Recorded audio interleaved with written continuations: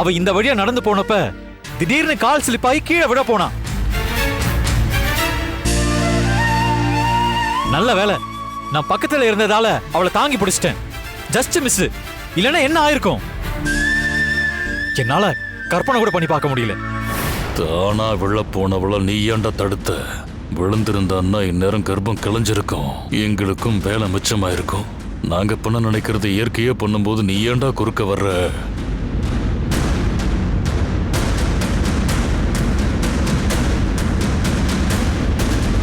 என்ன பெரியப்பா நீங்க என்ன யோசிச்சுட்டு இருக்கீங்க?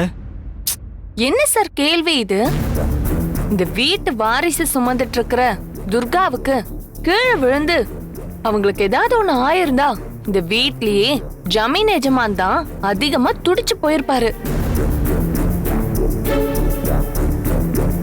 இப்ப நீங்க சொன்னதை கேட்டு மனசுக்குள்ளேயே அழுதுட்டு இருக்காரு இல்லையா எஜமா? ஆமாமா, துர்காவுக்கு ஒண்ணுன்னா நான் என்ன பண்ணுவேன்?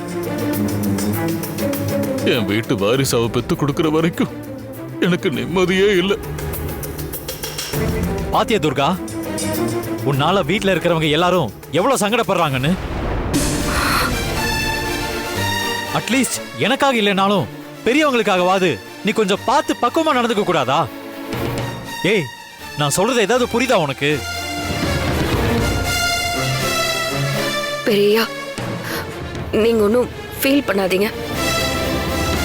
நான் சின்னையாவை ஏமாத்ததான் இந்த நாடகத்தை பண்ணேன்.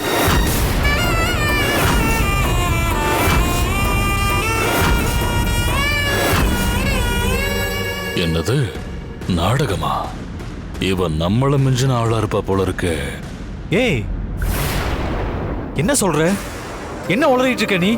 உளறல சின்னையா, உண்மையதான் சொல்றேன்.